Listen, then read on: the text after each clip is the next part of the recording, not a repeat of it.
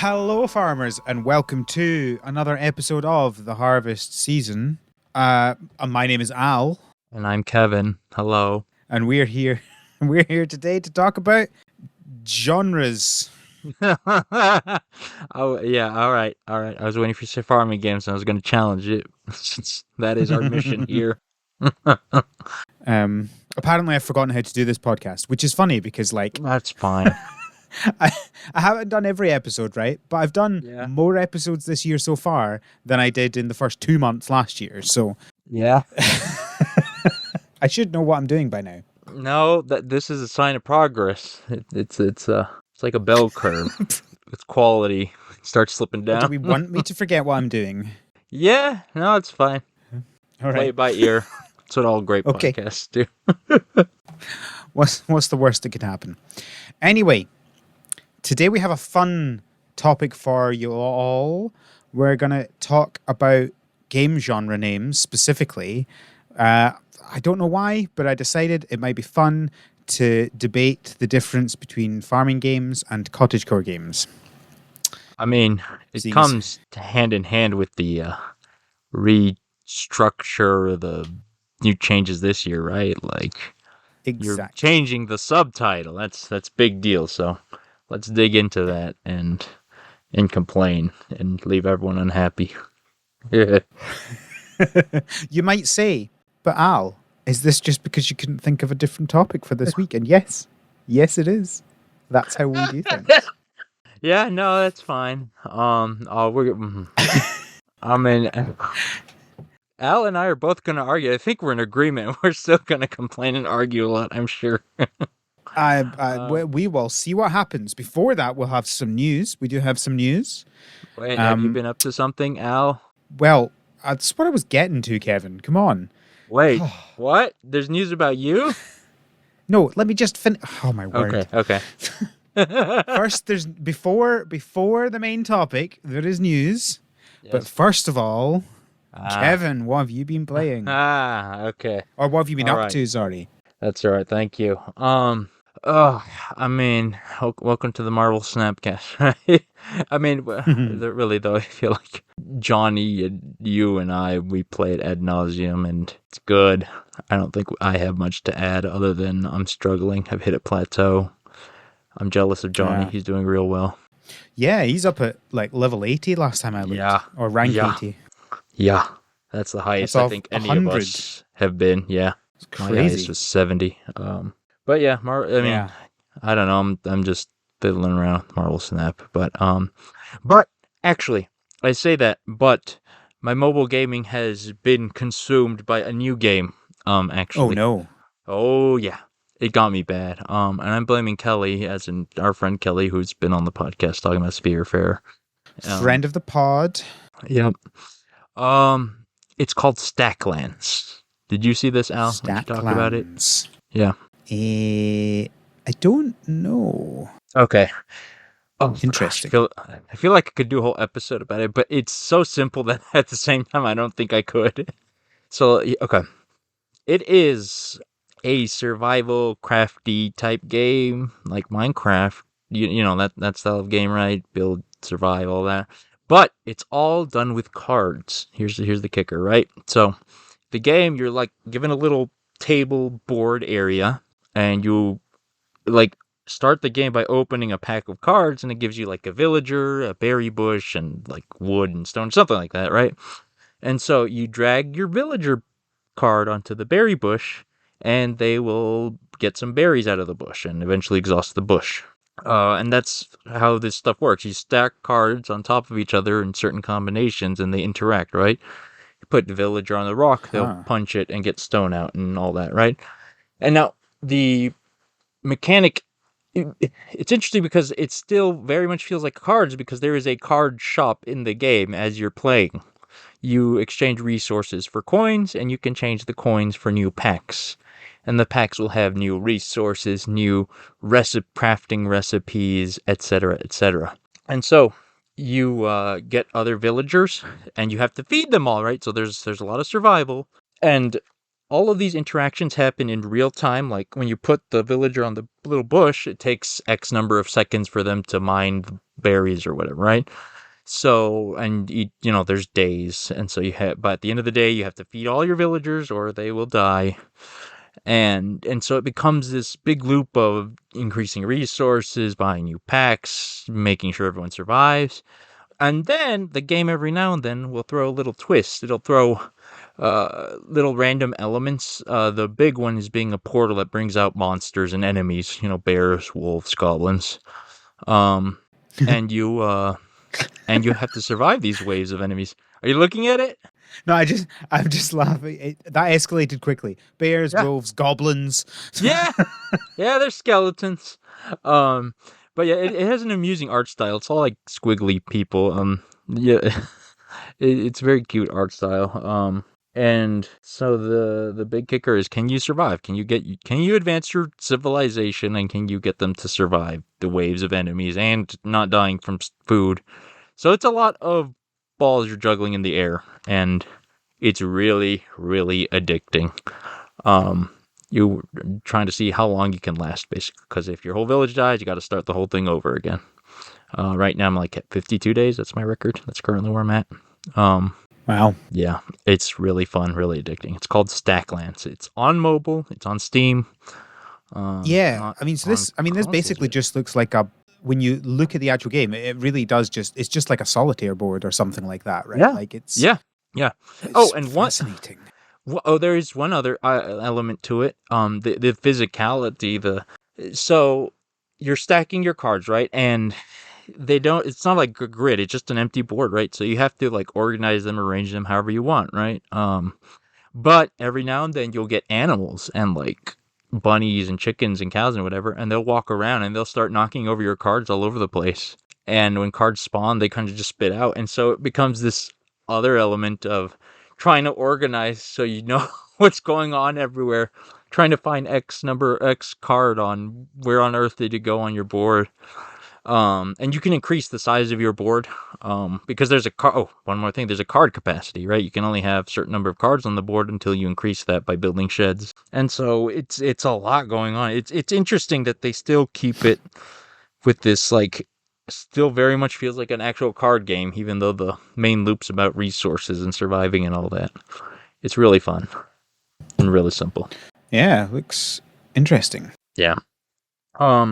So yeah, Stacklands is taking over, playing all the other usual stuff. I don't think I have anything really interesting to add beyond that. So what have you been up to, Al? Yeah, I feel like I'm mostly the same. I've mostly just been playing the games that I've mostly been playing. so yeah, some Pokemon Scarlet and Violet, some Snap, Marvel Snap. I've kind of booted up Aka, but I've not really done much yet. But Aka, okay. Planning Okay, on- yeah. Red Panda, giant capybara game. You know Yeah, I do. You know what I'm talking about. I do. That reminds me. Sorry, going back to me, taking the ball back for a second. I played more Spiritfarer after last week when the time listeners will hear this, our episode with Cody will have been out. And man, that game is good, and man, there's so much more to talk about, but I'm just, preaching to the choir here. Spiritfarer is good. But yes, Aka. I look forward to your thoughts on it at some point in the possible future on some platform. We will see. Yeah, I think that's what we've been playing. We're gonna talk about some news. So there's a few bits of news. The first bit of news is that My Time at Sandrock, that's the sequel to My Time at Portia, they have an open beta playtest for their like server stuff. So that's out now, but of course, because of recording times and everything, that will be closed by the time you actually hear this episode. So, soz. Good stuff. Harvest season always bring you the latest news, sometimes too late of news, but That's what we love. so one thing. So I'm gonna comment here because I haven't kept up with this game as much. First of all, it looks big. They're going for a lot. So good for them. It's ambitious. It's full 3D. not open. I don't know if open world, but it's very MMO like is what makes me think of, right? You get all your resources, fighting monsters, yada yada. And it just made me think of something. I don't think we've done a Harvest Season co-op thing, have we? Ever? What do you mean? I mean, because like here in Harvest Season, you can play co-op, right? I don't think we've ever covered a game actually playing together in some sort of co-op setting, have we? What, like actively done it like on the podcast? I'm not sure what Yeah. you mean by that. Well, I'm saying like, okay, imagine 3-4 of us playing this beta together and then talking about it, right? That's different from all of us playing separately. Ah, yeah, I guess we haven't done that. Yeah, that's just food for thought at some point. I don't know too many farming games. I guess we could do a Stardew farm and talk about. I did try and do Stardew co-op a couple times, but I just personally found that I didn't enjoy it as much because you have to deal with other people. Well, that's the joy. That's what we want to hear. They want to hear the drama. Anyway, yeah, so just thought that would be interesting for my time at Sandrock fans. Although if you are a fan, you probably should have already heard about this. You know, you should get your news from elsewhere as well. You still get your news from here, but somewhere else too, just in case. Well, you don't come here for your news necessarily. You come here for the scathing commentary on the news. You're right. Okay, fair. That's fair. Also, Marvel Snap. I really want Sauron. Next, we have Critter Crops. So this is a game we've mentioned a couple of times before. They are doing a Kickstarter. So the page is up now, and it will be going live on the 1st of February. I mean, this game I particularly like the art style, and I don't know whether have you looked at this one before? I don't remember before, but before we started recording, I took a look at the video. This art style is gorgeous. I'm struggling to think of what to compare it to. It's In terms of art style. Yeah. Yeah. It looks like it's kind of it almost book. It does, yeah. Yeah, it looks hand drawn. Yeah. Everything has so much life. I find it just looks like it's very simple. Like everything's very simple shapes, like circles and I mean it's not just cutout shapes, but yeah, I really suggest the listener take a look at this because I am struggling to find the correct words to describe this, but it is beautiful, beautiful art. And the aesthetic itself, like it's got this not scary, like spooky, Halloweeny harvest critter feeling to it. It's very nice, very lovely. I'm probably going to get into this at some point. Well, go bookmark that Harvard Kickstarter page and find out when it launches. Okay, but hold on, wait 1 second. So here's something I need to understand. The Kickstarter that you linked, it just says plushies and merch. Is this Kickstarter isn't for the game itself, is it? Yeah, it'll be for the game as well. Oh, well? The plushies and merch, I think, is just oh, I guess it does make it sound like that. I don't know. We'll find out soon. Because I assumed it was for the game as well. I don't know. It already has a planned release date. Yeah, I mean that's never stopped a game developer doing that before.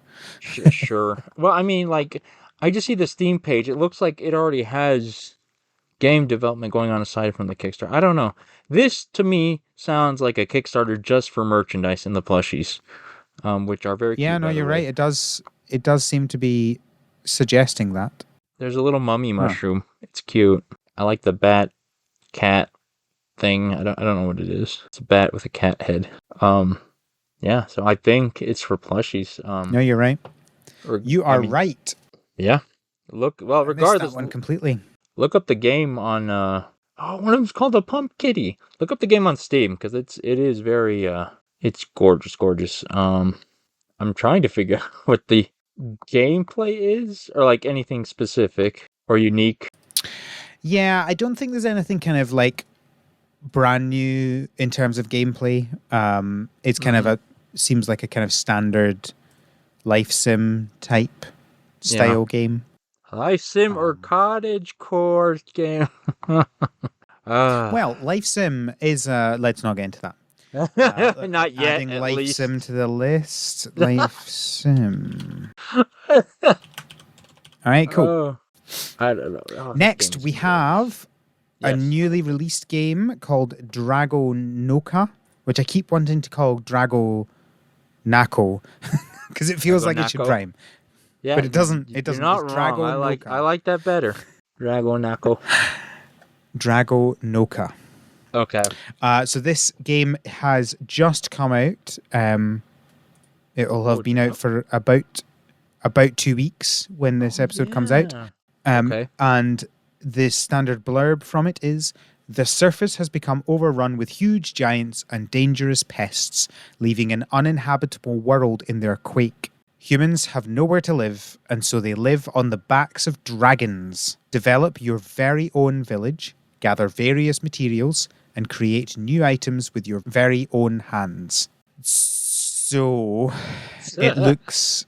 So I personally, my personal opinion Yes. is I'm not a huge fan of the art style. Oh yeah, I was about to get into this. That is some anime art style, and not necessarily pleasing anime art style. Like, okay, you listener, imagine a fantasy anime. Okay, cool. That's what you're getting in this game. Well, so that's what you're getting in terms of like the character portraits, but the actual Yes. game is obviously not like that. It's very much kind of 8-bit style graphics. Older But there's Zelda something games. about it, and I can't quite explain what, but it's just not. No, it's I look, okay. As someone who dabbles in art, like I think there's a number of things. I think a lot of it's disjointed. So like I'm looking at some trees, right? They have a nice shadow. The trees look actually quite nice. They pop out and whatnot. But then other things look very flat. Like there's some buildings that look like flat on the ground horizontal because they're just not well shaded or whatever. And there's lots of other bits and pieces that feel off perspective wise because it's a top looking down from above sort of perspective. And I don't know, it feels like different artists did different assets or something like that because there's just lots, like even some of the colors, some of them really pop out almost lifelike, and some of them are very 8-bit, or not 8-bit, but very video gamey, pixely sort of colors. So I don't know, like it's really weird just because there's different items. Like everything feels disjointed. Even the anime art style feels very. It's not. I don't think it's conveyed very well in the pixely 2D version, right? So I don't know. It feels Yeah. like a lot too many. It might have been too many cooks or something. But I think that's just my biggest complaint. That I'm not the biggest fan of the art here either. Or like, there's bits and pieces I like, but all of it together feels kind of like a mess. And there's so many like trees and rocks. It's kind of a little overwhelming because like when you at certain points in the video where you see animals running around on a path for some reason, like there's a lot going on there. I don't know. It's There's also like I can forgive a lot of things in a game if there's something that really hooks me. But like I'm not really seeing anything that makes me go, I really need to play this game. yeah. Yeah, no, me neither. This game's trying to do a lot. There's a dragon attacking from above, and then you have a giant turtle fighting a giant monster guy. There's a lot going on here. Yeah, I'm not really sure about like there's a section that says prepare for battle with other dragons. As peaceful as village life is, one must be prepared for the fight ahead as your dragon is not the only dragon in this world. The fire dragon, wind dragon, ice dragon, and more also roam the land. Their very existence affects your village in various ways. One day you might need to fight them head on, so be prepared. And I'm just like, can we not? The art was good until the fire dragon attacked. One thing I am curious about, like the tiniest little detail that has piqued my interest. I don't know what it is. There's like these stone paths, kind of like in a circle, a square circle. It's like 3x3 square with an item in the middle. And there's animals on them just running in circles. I don't know why. Are they generating something? That'd be kind of cool, I guess. Treadmill for I your don't know. animals? I don't know. Animals are cute. But yeah, no, Dre. There's also, I think, when I was watching the trailer, the music was at such a level and such a tempo that it made it feel very busy, the game, combined with everything that you've talked about. I mean, yeah, this is a very busy game. Like, from the gameplay mechanics they're trying to push in to the art to just everything. Like, holy moly. Yeah. And that, yeah, you're right. Well, I don't know. The music seems okay. I don't know. I don't dislike the Well, music. I'm not saying it's just, bad. I'm just. I get what you're saying. It's stressing me out.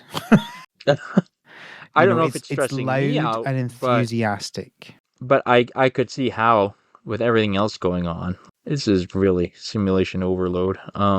Yeah. Gosh, I'm looking at the screenshot. There's like 30 animals on here, like different kinds and stuff. And they're walking all over the place. I don't get what's going on. I don't know. It should have been Drago. Well, Drago naked. Yeah, I'm also a little bit annoyed. Why do I not get to have a pet dragon? Why is it just I'm on a dragon? That's Well, disappointing. Anyway, think it's out they now on are. Steam and Switch. It's on Switch? What? Apparently so. Okay. Somebody play this and tell us about it. Yeah, listeners, if you want to play it and come on the podcast to tell us about the game, feel free. Links in the show notes. Sweet. Finally, there's another game coming out which has just launched a Kickstarter, and it is called Aether. Everybody pronounces that word differently. Aether World. World of Aether Wizard Life. Wiz. You know this? Aether. Oh. Kevin, Sorry. not helping. This just makes me think of what Johnny said, how bad the names are in our little corner of the gaming sphere. It's not a great name. Aether Wizard Life. Yeah. I don't like the name. However, not it looks great. in terms of the game, it looks interesting. So, there's a few blurbs. So it first of all describes itself as a wizard life simulation and action adventure in the magical world. And then we have Aether is a 2D side-scrolling hybrid genre game. Oh boy. Combining farming simulation and Metroidvania action adventure. The game is inspired by Stardew Valley, Story of Seasons, Magicka, Hollow Knight, Terraria, Rune Factory, and I'm not surprised, and you wouldn't be surprised if you saw the screenshots, Spiritfarer. What? That's a lot of inspirations. It is a lot of inspirations. I like so I think the art style in this game looks very nice. It looks like it's a very good looking game. I'm a little bit worried by them saying that they're inspired by Spiritfarer because I mean, I don't want to judge it too early, but that's what we're here for. When somebody says they're inspired by like a story and like process heavy game, I worry that they're actually just focusing on the mechanics and not what makes that game great. Like, yes, the mechanics of that game are fun, and yes, it all works really well, but that's not what makes Spiritfarer great, and I worry that that's what people end up focusing on. I mean, yeah, sure. Yeah, no, I mean, that can be said for almost every game we cover on the show, right? Anything that looks at Stardew Valley and tries to aim in that direction. But Spiritfarer, yeah, because I was struggling to think at first, like, what kind of game does this? Because it's just walking in a 2D plane, right? Just facing forward. Not your quote unquote, maybe not standard, but maybe more common, like more 3D feeling. So it's like Spiritfarer, right? Where you're just looking at everything from the front. Like you said, the art is very nice. I kind of don't like it in motion. The animation's a little awkward. Yeah, it's a little bit jerky. I quite like it I think it kind of gives a little bit of charm to it, but I can see why Sure, it might sure. annoy Yeah, you. no, yeah. I think this one's just a personal taste thing. But Yeah, the definitely. like any still image, it's a very, very lovely looking. Again, this is child storybook looking kind of art. Very soft Yeah. ground, everything, colors and images. But as to your point, I mean, yeah, we'll see. I don't see any aside from the art. I don't see anything super exciting me or giving me. Well, actually, hold on. I take that back. There's one thing. So, it's like a 2.5 minute trailer. In the first 2 minutes or so, it's going over the farming and all that. You know, the standard stuff. You feed your animals and your crafting. First of all, oh my goodness, these wizards are lazy. They can't even like pick up a pail to water their plants. They use a spell to water their plants. Second of all, you have a farm with some very cute llamas and chickens. Very, very cute, but it's kind of a shame they're not magical llamas or chickens. I always kind of hope for that in a wizard story, you get some really magical nonsense animals, but the llamas are really cute. So I can forgive. But anyway, so all up to that point, it's all kind of okay, average-ish looking stuff. All your bread and butter, customization, your relationships, yada yada. But then it gets to the combat section, and that's what actually intrigues me because you start seeing some cool looking spells and stuff. Yeah. Yeah, so I think that's interesting because I think I'm a little bit worried by the combination of these two genres, right? Your Sure. farming life sim cottagecore game and your Metroidvania, because they do in some ways feel very opposite, right? And yeah, sure, Hmm. you can have farming life sim cottagecore games, whatever, with some combat elements, right? It works fine in some games, but it's so I think one of the things about Metroidvania games is there's a big part in exploration, right? Sure, right. But how do you pair the exploration of a Metroidvania game with having a hub that you are constantly going back to do your day to day life?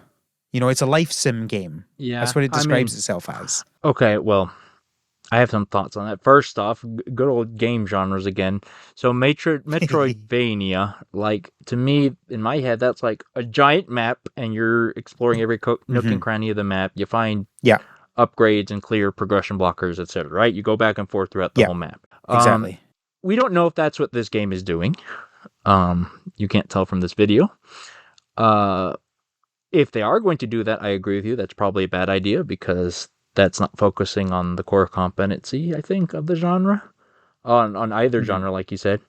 But if it's just in terms of the gameplay, like hopping around with your abilities and 2D platforming and all that, that can be done. I mean, Sakuna did it. Sh- It did it really well. sure, but that's not a Metroidvania. That's just That's a what I'm 2D side saying. scroller. That's what I'm Like saying. so I Game feel like we have genres. to take I feel like we have to take them at their word Okay. and assume that it is actually a Metroidvania, right? Because otherwise why would they use that word if they didn't mean Metroidvania? Because they're confused by game genres because they're not great.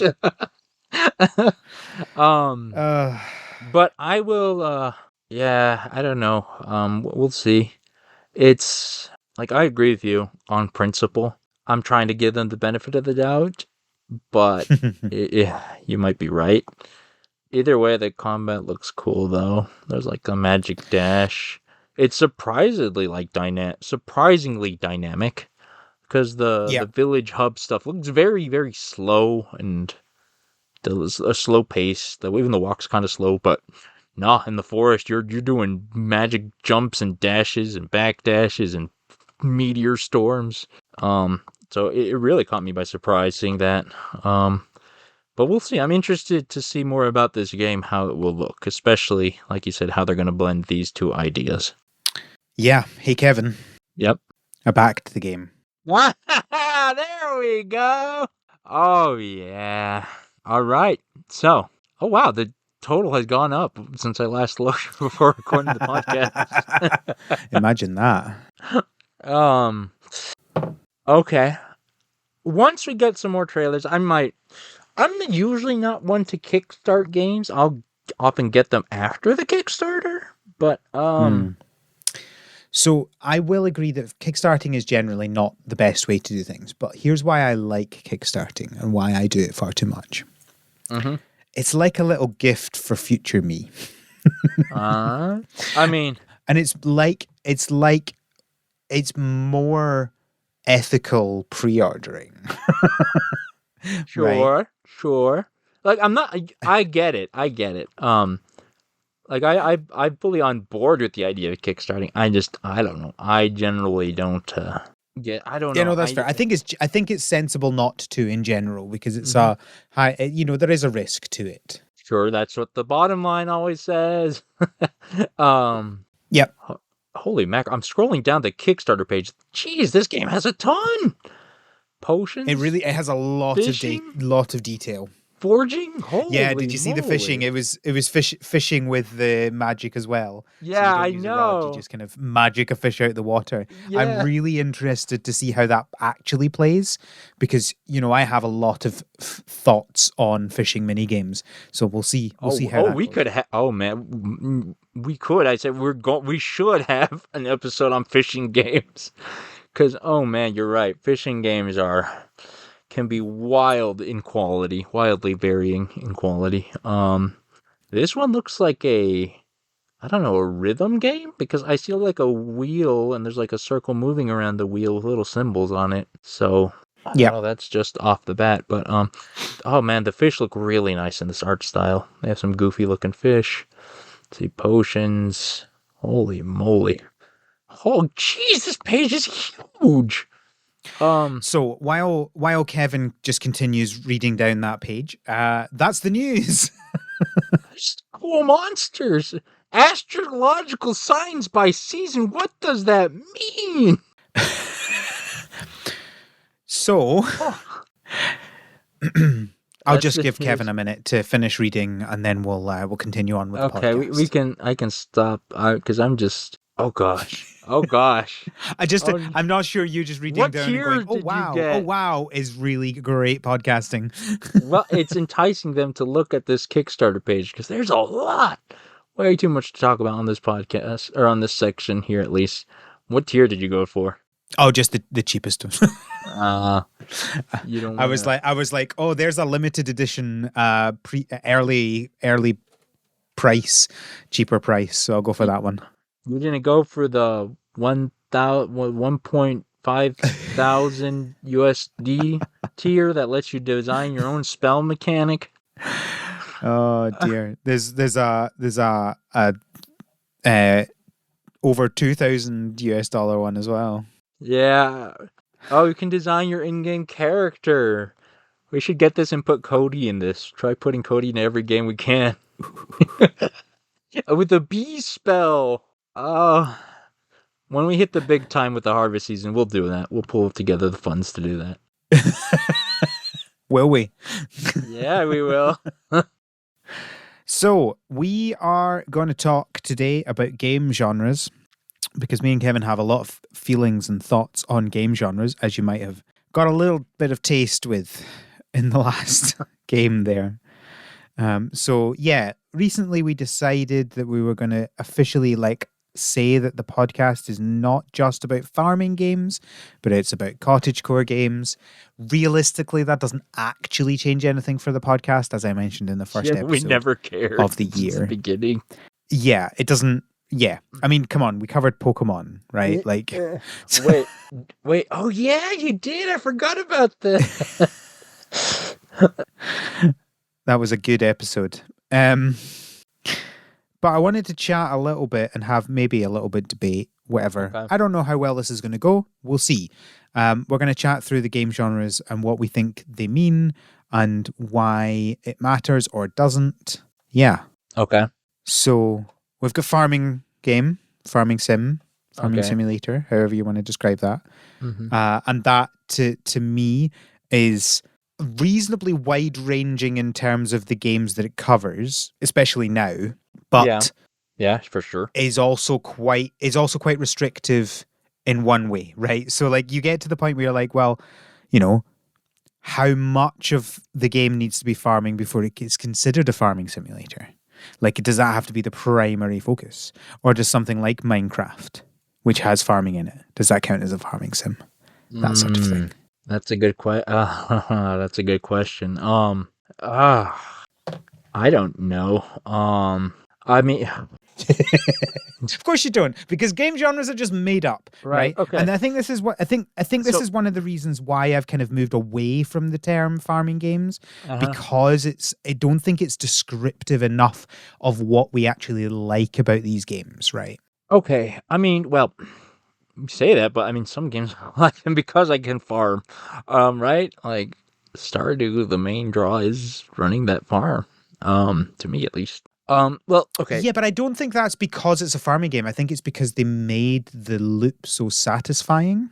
Like, it's not the farming that makes you want to play Stardew. It's Stardew's farming that makes you want to play Stardew. I guess so, but I mean, like, I don't know. That feels like because if you want to play any kind of game, any X genre, you want it to be a good one, right? Like, some people Right, but play there's fighting games, right? You play fighting games because you want to fight another person in a game or whatever, and you want it to be good. Okay, let's not use the word good then. Let's use just how they did it, right? So it's not just that it's Stardew. It's not necessarily good, right? Because what is Right. good, that's subjective. But it's Sure. because of how they implemented it. Like, if we take, for example, we've talked about open world games before. I don't like a lot of open world games, but I like some open world games. And I don't think it's because some open world games are good. It's just because I don't like how other ones are structured. That doesn't make them good or bad. It just makes them what I like or don't like. Right? Like, I like... What I understand, like, for sure, like, yeah, people like the things that they like, sure.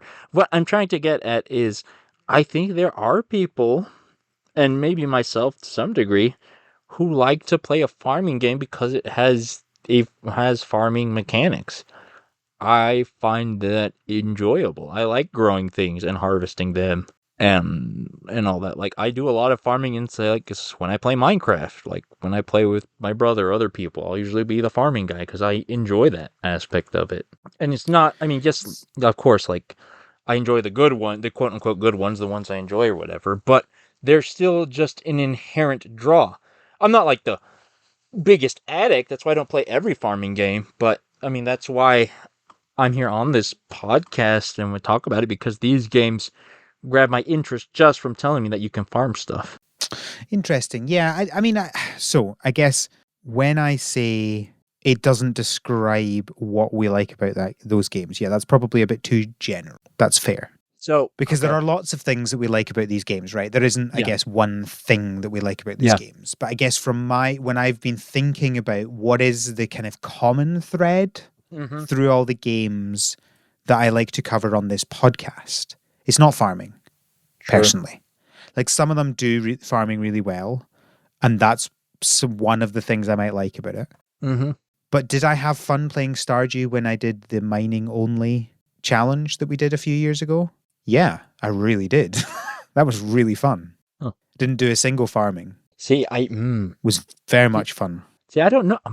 I haven't played Touch Stardew in a minute, so maybe I'm not recollecting enough. But I don't know how much that would engage me, because I like the farming part of it. That's the main draw for me, to be honest. I mean, it could be fun. Like, I'm not saying it wouldn't be, but at least on paper, I don't know if I'd enjoy that. But that's interesting. Did you like the farming in Spiritfarer? You didn't talk about that in the podcast. No, we did. Well, I did that in part for the podcast length and whatnot. We're trying to cover everything. But did I like the farming in there? No. But is Spiritfarer a farming game? I don't know. I mean, it's not. Well, that's the thing. If you that's my point. Is I don't think the term farming game tells you anything about the game. No, I mean, it has to. I think it can. Like, I think if it's the main focus, right? Because a game can have different. Okay, here's a big part of game genres and why they suck so much. Game genres, like, unlike books, movies, or whatever, any other media, the genres in games are often mechanic based, which is kind of dumb to describe genres off of, right? Because so, like, right, lots of games have farming, but I mean, first of all, I think it should be the main focus, right? Farming isn't necessarily the main focus in Spiritfarer, I would argue, but I digress. But like even just getting more general, the big one I like to think of is like shooting games, right? Like everyone thinks of Call of Duty and all that stuff, right? First person shooters, but there's way more if you make it more broad, like certain Metroid games, Splatoon, whatever. And so like looking at this slice of the gaming sphere, what is a farming game? I mean, like it's.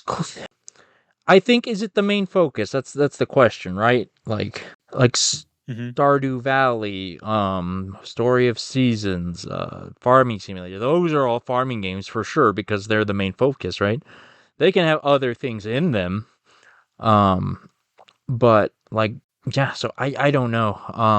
Now I'm confusing myself thinking about this. Yeah, I think. I mean, we're never going to come to a conclusion in this discussion. No. Just I want to set expectations for the listeners. This is not a debate about what we call the podcast or anything like that. I just thought it would be an interesting discussion to have. I thought we were trying to Um, define it for certain here. Yeah, Lay and I down the don't think law. we managed that.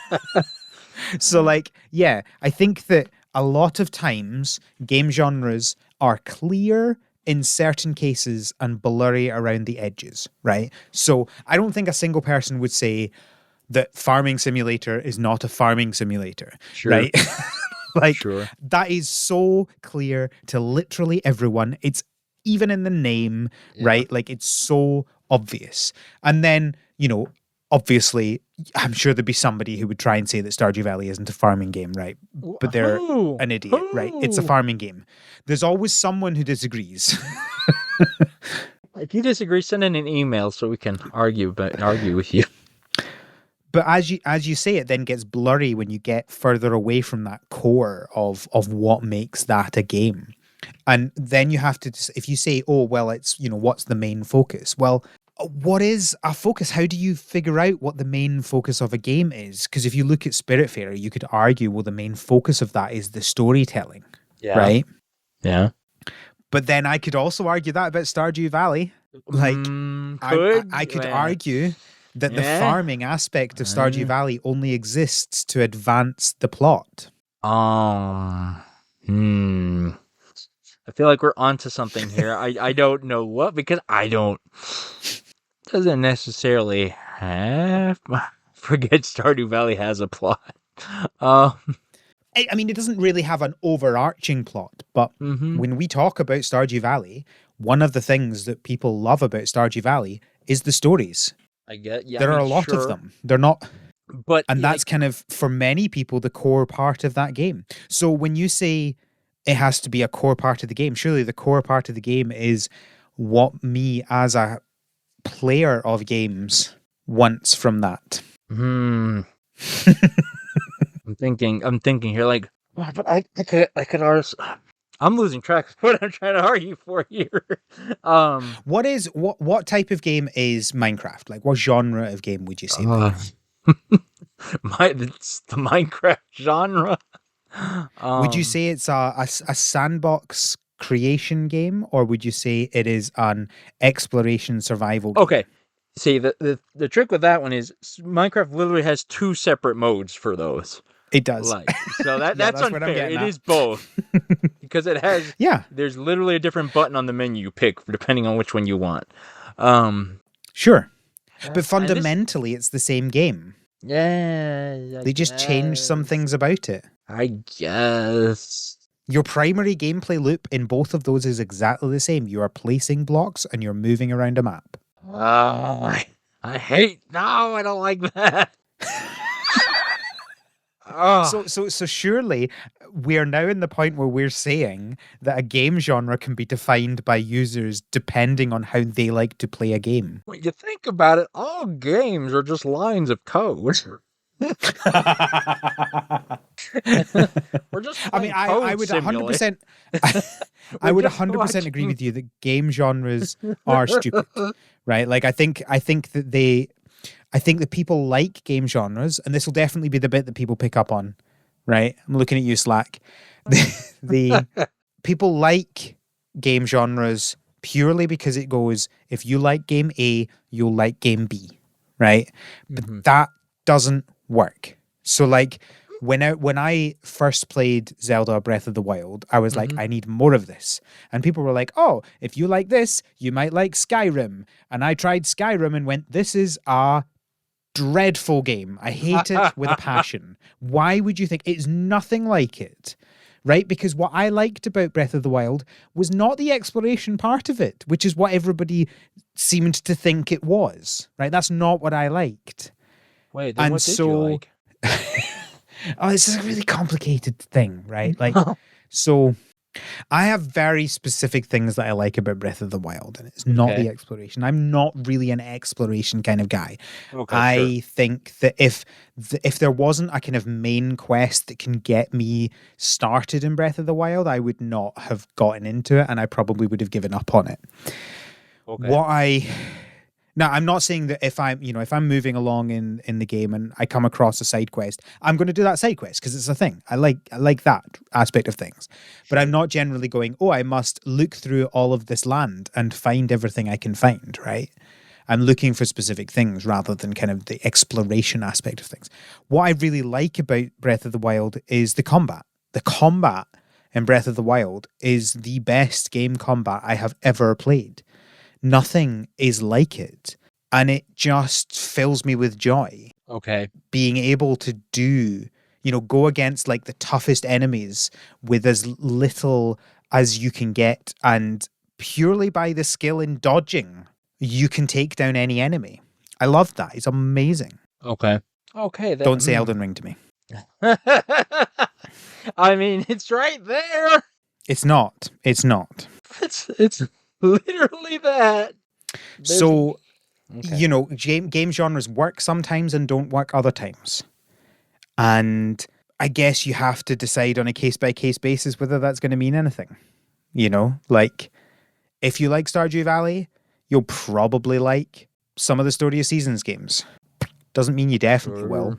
I mean, sure, right? Like, it's, like, obviously, like, you can't account like knowing exactly what every single person likes, right? But I mean, for your specific case, Skyrim. Okay, I'll use Elden Ring because that's the one I know. Like, you like Breath of the Wild. In general, if somebody said they liked Breath of the Wild, I could perhaps recommend Elden Ring with a big asterisk. That's way, way harder.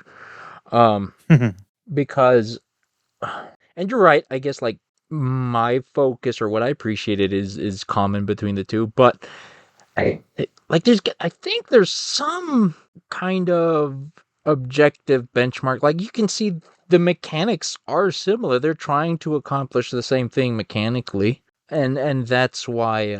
And it's the focus of the game. Whether you didn't like the exploration or not, I think we could say though that the game was designed with the exploration to be a centerpiece. That's why the world was so crafted so big and filled with stuff to see. And sure, but I could also say that the combat aspect of things felt so cared for, so well crafted, that to me feels like the focus of the game and not the exploration.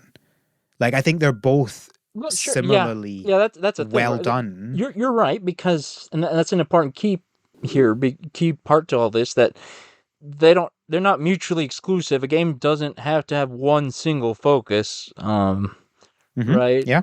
So yeah, I think that's a fair thing you could say, that Breath of the Wild was focused on the combat as much as the exploration. Sure, and so you're.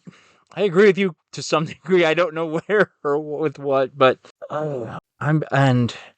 so, okay, like, bringing it back to farming games, because we're using the Breath of the Wild example, but like, Sure, right, okay, so if you like Stardew Valley, you should like Story of Seasons, Pioneers of Olive Town, but it depends what you liked about Stardew Valley, right? Yeah. And, for example, we know that Johnny, friend of the podcast, co-host on multiple episodes, doesn't like Pioneers of Olive Town. And I think primarily, and obviously I don't want to put words in your mouth, Johnny, so you can correct me on the next episode. I think that it's primarily because it feels like it's trying to be Stardew rather than to kind of build on top of the structure that Stardew made, which built on top of the structure that the Harvest Moon games did. So like it feels like the care and attention had not gone into certain things and it didn't do anything new and interesting. Right. Sure, So that sounds a lot like I'm Johnny. not trying It to. sounds like quoting him exactly. So I'm obviously not. I just want to say it because someone is going to say this, right? I am not trying to say that because someone wouldn't like everything in a game genre means it's pointless. That's not what I'm saying. Obviously, you can argue that about any genre in any type of entertainment, right? Obviously, if you like one horror film, it doesn't mean you're going to like another horror film. That's not how it works. I'm not trying to say that. But I think that the problem is very few games fit into one genre. And whereas, obviously, for film and TV, they quite often do. Now, sometimes they might straddle multiple genres, and that's fine. Like, and we could debate whether superhero is a genre, for example. I'd love that debate at some point. Well, there's your greenhouse. But these things are just categorizations. And in some cases, they're useful, and in some cases, they're not. And I think in games, we spend more time trying to actually define what the genre we're trying to say is than actually just using the genres in the first place. And that's where I think they become useless. Game genres are dumb. That's what it all comes back to. Like I'm thinking about the TV comment you made. Because like I said, the kicker with a lot of video games is that they're very mechanically defined, the genres and whatnot. But yeah, there's so many different aspects, and even in TV shows and movies and music or whatever, right? Like, there's definitely cross stuff. Like, you can say you have a sci-fi show, but that can be wildly different, right? You can have just look at Star Trek versus Star Wars, right? One's action, adventure. One used to be much more slow-paced and like discussion, people talking, right? So genres are messy. Yeah, I do. I suspect the Venn diagram of Star Wars and Star Trek fans is actually probably pretty overlapped. Is it? I don't know. I don't watch. I get your point. I don't know enough about either to know. I've just heard. That's what I get. Your point. No, you're right. You're right, but that doesn't mean that. Yeah, I get your point. Sci-fi as a genre isn't necessarily useful because they can be so very wildly different. Yeah, I agree with that.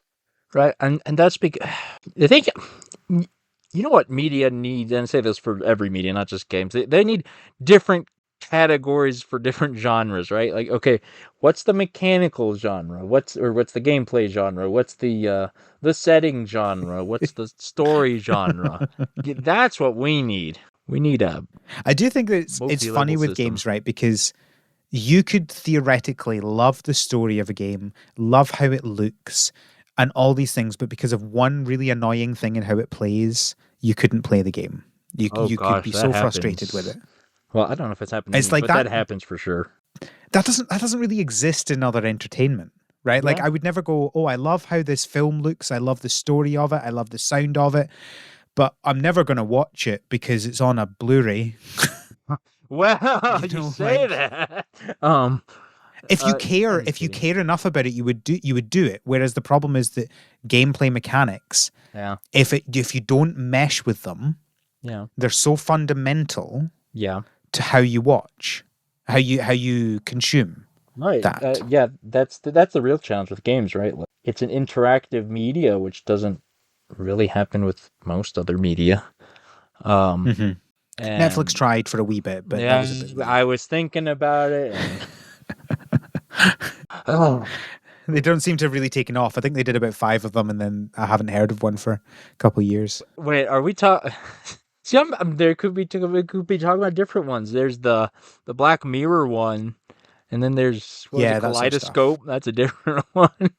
Kaleidoscope, I think, is different in so much as it's not really interactive. It's more just I like know. You can shuffle hashed the around. order or But yeah, I'm whatever. talking about things like there was a Kimmy Schmidt one where you could change the ending, and What? There's a there was Kimmy stuff Schmidt like that. one? Yeah, What?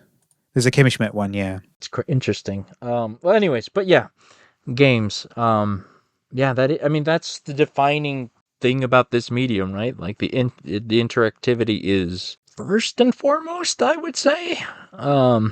Yeah. Firewatch fans might argue otherwise. Firewatch fans are not listening to this podcast anymore, right? Yeah. You know, the worst part is I want to play Firewatch. I have it on my Switch. I haven't played it yet. Look, if you actually listen to the context or listen to the sentence that was actually said around it, rather than just read the title, you would know that, of course, we did not say I know. that Firewatch is not a game. I know. What is cottagecore? We didn't even talk about that part yet. Yeah. Oh man. So yeah, for me, cottagecore this is one of these fun things where I don't think it's about mechanics. No, see that? Right? Yeah, I think it's about clearly it's not. about a feeling. It's about a setting. Yeah. A feeling. It's about a game where you are generally, I'm going to use the word generally because then you can't correct me, generally a more slow way of living. You know, it's about games that are about escaping your normal day-to-day busy life and having a different day-to-day quiet life, right? It's not about, and they might have some elements about like fantasy and there might be some elements about monsters you have to destroy, but the day-to-day general focus of the game, here we go again with the focus of the game, is about living a life. I think the cottagecore is contained entirely within the circle that is Life Sim. Oh, and the Life Venn diagram. Sim. What a name. It's one of those ones where you're like, I know exactly what this means. That doesn't mean I need to like the name. Sonic the Hedgehog games are a life sim. I'm playing in the everyday life of Sonic the Hedgehog. Oh, we're gonna get into the RPG debate. Yay! Every game is an RPG because I'm role playing because it's not real life. Yes, that's correct. Yeah. So anyway, my point is, I feel like cottagecore is about trading in your busy day-to-day life for a quieter day-to-day life. Sure, I guess. And that life can be many different things. And it doesn't have to be 100% always quiet. But I feel like the general theme of them. I guess. I feel it's a little bit more because like there's certain puzzle games I would probably put under cottagecore. And they're not. Oh, interesting. Do you have an example? Oh, I mean, I'd have to go back and look through like stuff we've talked about, but I remember certain like match 3 games.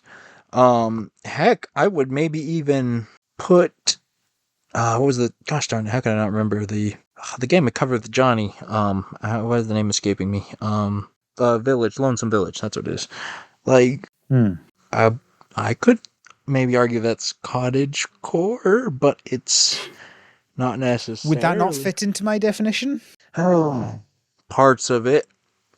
Yeah, here we go again, huh? I did use the word generally. Yeah, no, like, yeah, no, you're right. I mean, here's what I'm trying to get at. Maybe could a game become cottagecore just off art and aesthetic alone? Interesting. Right? I think probably. Right, because okay, let me give you just a hypothetical here, right? Let's just say we had Tetris, but with a coat of cottagecore paint over it. Like it's the backgrounds are all interesting, warm farm, cottage, whatever. The music's soft and quiet, but it's just Tetris. Well, yes.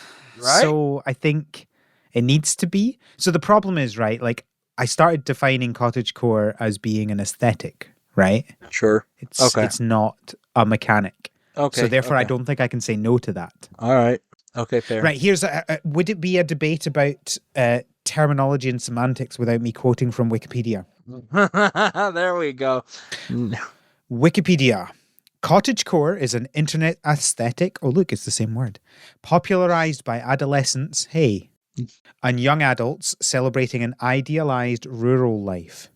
Traditionally based on rural English and European life. Why did it specify the difference there? It was developed throughout the 2010s and was first named Cottagecore on Tumblr, always Tumblr, in 2018. Course. The aesthetic centers on traditional rural clothing, interior design, and crafts such as drawing, baking, and pottery. Ooh, I now want to play a pottery game. And is related to similar aesthetic movements such as Grandmacore, Oh yeah. Farmcore, Goblincore, and Fairycore. What is Goblin Core? I don't know what any of these is. Goblincore is the only one with a link, so I'm gonna go down the Are you Wikipedia rabbit serious? hole. Goblincore is an aesthetic and subculture inspired by the folklore of goblins, centered on the celebration of natural ecosystems, usually considered less beautiful by conventional norms such as soil, animals, and second-hand objects. It's thrifting.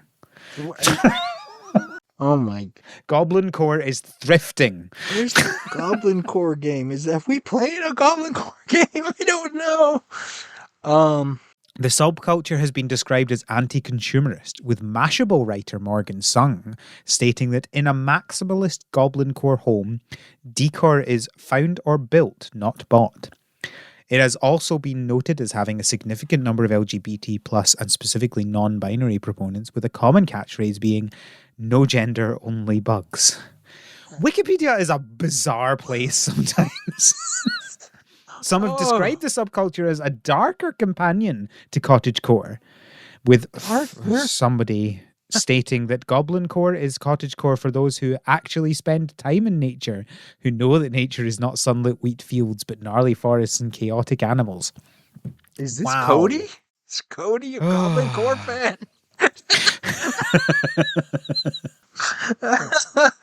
Oh my goodness! Wow. Oh goodness! Can we change the name of the podcast to the Harvest Evelyn Goblin Core. Tumblr? I was gonna say a Tumblr-born podcast, but Goblin Core is good too. Oh dear. Oh goodness. Oh good heavens. But So yeah, I think the point is, yeah, I maybe this is why I like the term better for the podcast.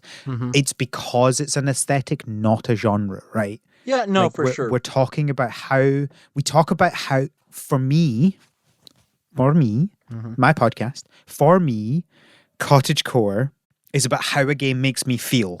Sure. And that can be something like Stardew, where I'm just playing a day-to-day. It can be something like Spiritfarer, where I have arrows through my heart all the time. And sometimes, yeah, sure, it can be Minecraft. Why can't it be Minecraft? Yeah, all right. Depends how I'm playing Minecraft. All right.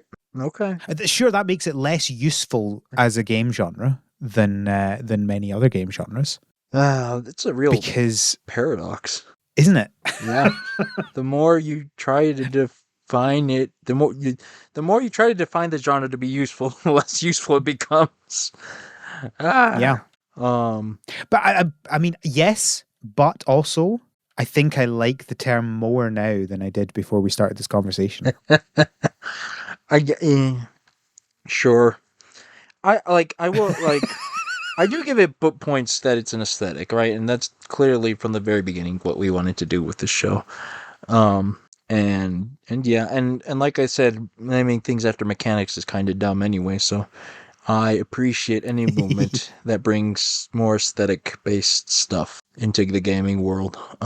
So points for cottagecore for that. That, and more importantly, it leads to the subgenre of cottage gore. Now that's the real good stuff. So thank you for listening to this podcast. Let us know if you're more confused than when we started, because I think we are too. I'm both more confused and more happy at the same time. I like the term. I think it works Ignorance is well. bliss. We've become more ignorant. You're welcome, listeners. Thank you, Kevin, for debating game genres with me. Thank you, Al, for having me on and for going in circles with me to nowhere. Sounds like a cottagecore game to me. Yeah, there you go. All right. Thank you, listeners, for listening. Kevin, where can people find you on the internet? At Koopa Prez on the tweeters. That's my main social medias. Anywhere you see Koopa Prez, it's probably me because it's a rather odd and specific name. So if you happen to see me on Splatoon, that's me. Where do people find you, Al? You can find me also still on Twitter for some reason at the Scottbot. I'm also the Scottbot on mastodon.scot, which is a Scottish Mastodon instance. Okay. I joined Mastodon when like the big ones were all down, and I was like, "Well, this sounds like a good idea to go with a small one then." So I'm on a small one. Okay. You can find the podcast on Twitter at THSPod. We're not on Mastodon. I'm just posting to Mastodon through my personal account. I can never decide whether it's a good idea to separate those brands or keep them together. So why not do both? I don't know what Mastodon is. You don't know what Mastodon is? Nope. Oh, wow. Mastodon. It's like Twitter, but federated. Federate. Okay, what does that mean here? So federated in terms of technical information means that it's not like a centralized social network. So there's not just one website that is entirely controlling things, right? There are many different sites that all work together. So me being on mastodon.scot, I can still follow people on other Mastodon instances. Okay, I see. I'm looking at it. So you got links to all your stuff But there. I get it. The really interesting thing is that Tumblr are apparently looking to integrate into the protocol that Mastodon uses, which is called something else. I can't remember what it is. Which would mean that you could follow Mastodon accounts from Tumblr and Tumblr accounts from Mastodon as well, which is really interesting. Okay. Oh, it's free and open source. That's cool. Also, that logo, wow, they wanted to be a Twitter. Okay. You can find links to everything on our website, as well as a feedback form if you would like to send in feedback that way. Our website is harvestseason.club. You know, I'm going to start sending in emails because I feel like that's something the show needs. We say feedback, but you know what? I'd appreciate just random questions just to make a sweat under the collar. I mean, feedback can be whatever you want it to be. If you have questions, if you have input, if you just want to shout at me because you hate my definitions of games, feel free. Can't wait for all the Goblin Core fans to get angry at me. You can find links to lots of things, including our Patreon, where you can support the podcast and get access to our Slack, where we chat a lot of nonsense. A lot. Or you can also get access to extra bonus episodes of the podcast, which are coming hopefully regularly. Yep. It's called The Greenhouse. Listen into next Greenhouse episode where Al discusses the difference between English and European farming. No. Thank you for listening. Thank you, Kevin, for joining me. Thank you, Al. Until next time, have a good harvest.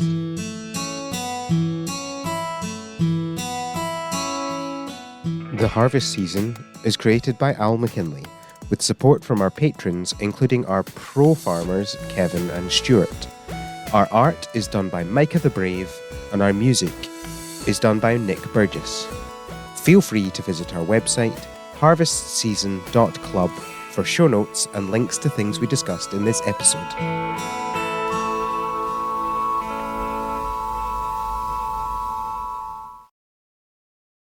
Sorry, I'm trying really hard to remember. I'm sure there was something. I'm just trying to remember. In the Bloom episode, Johnny told me about a game that I wanted to play on my phone. Was it Johnny that said it? I think it was Johnny that said it. I can't remember what it was. I was just listening to that episode. I can't remember. It was like a mobile game as well. You just reminded me because I added Stacklands to my wish list, Yeah. but I wanted Yeah, I to play can't this remember. game as well, and I can't remember what it was. Was it GTA 5? Can you play GTA 5? I don't know on the phone. It wasn't GTA 5.